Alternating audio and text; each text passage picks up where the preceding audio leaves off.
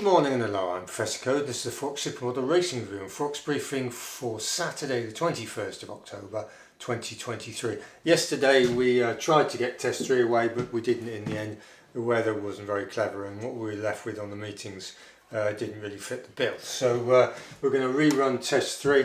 It's pretty moody weather here. We're down near Goodwood Racecourse here in Sussex and just down the road really from Fontwell National Hunt Course. And it's been pretty grim here, the weather. We're up to our neck in casual water on the roads, etc. So we'll just see how it goes. So we may have to bin out again. You've got a good meeting at Ascot, but it's going to be moody conditions. So that's where we are there. So run us comment test 3 again, if you would please, if you're interested in the information. Now, in keeping with this books we're looking at, racing and gambling books, if you let us know if you're interested in this in the comments as well. We've got another one here. It's this one here. Let's say I'll twist it a bit in case you get glare off the. It's The Winning Trail, and that's by Malcolm Howard, written actually by a chartered accountant. But don't let that put you off. And it says on the front here, how one race gives the clue to another. Basically what this is the sort of it's your map to flat racing in the UK and Ireland, France, pretty much, in maybe Germany at a push. So what you've got here is a development of the pattern, which is basically the group race system.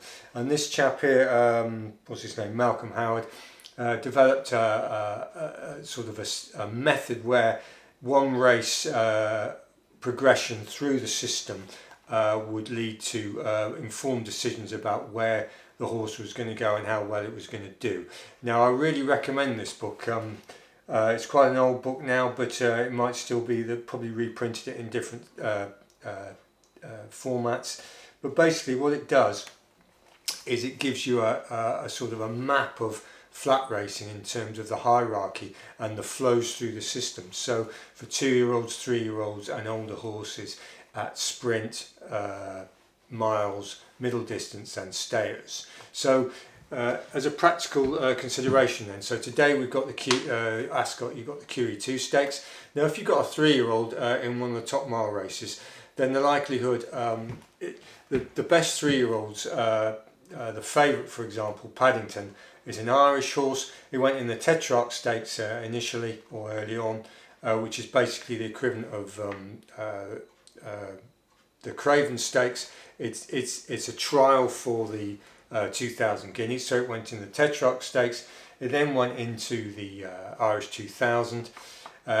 It then came across to Royal Ascot for the St James's Palace Stakes, and then it went, I think it went into the Coral Eclipse, which is a 10 furlong 3-year-old plus race, and then went in Sussex Stakes and the International Stakes at York or whatever. It may not be quite right, but that's just from memory. But that's the gist of it. And if you've got an English equivalent horse, it's gone from the Craven to the 2000 guineas, St James's Palace Stakes, etc. So, and then if it thinks it's going to stay further than a mile, it'll be pumped into the Eclipse and the International Stakes and so on and so forth. And if they think it's not quite staying a mile, then it will go down to the top echelons of sprinting, which it'll end up in the July Cup.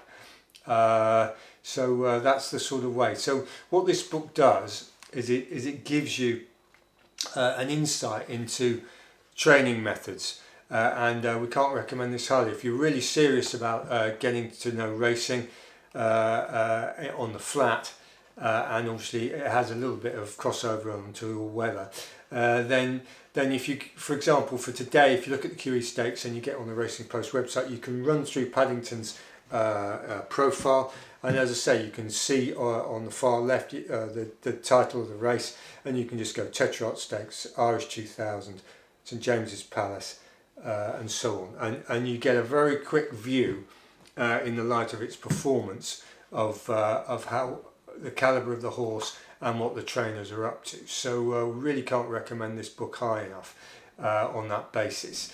And likewise, so if you've got a horse that's gone Irish 2000, St James's Palace, and then dodges the Sussex Stakes and goes in the Celebration Mile, which is a Group 2, often viewed as a consolation mile race, you know that they view the horse as a bit sub Group 1. So there's all sorts of good nuances to take into account here. Now you need to spend some time on this if you're really serious. It's a good time to start because the flat season's drawing to a close. Get the book and put the work in over the winter, and you'll find that when the flat season kicks off next year, you'll be able to read the form in a very enlightened manner, and that will do you a lot of good. So anyway, that's the winter trail. With regards Forex day trading, we've got week 8, and so we had a good week last week buying the euro dollar on Thursday. So anyway, I hope it was useful. Let us know in the comments if you like these reviews of racing and gambling books, and we'll do some more. So thanks for watching, and goodbye.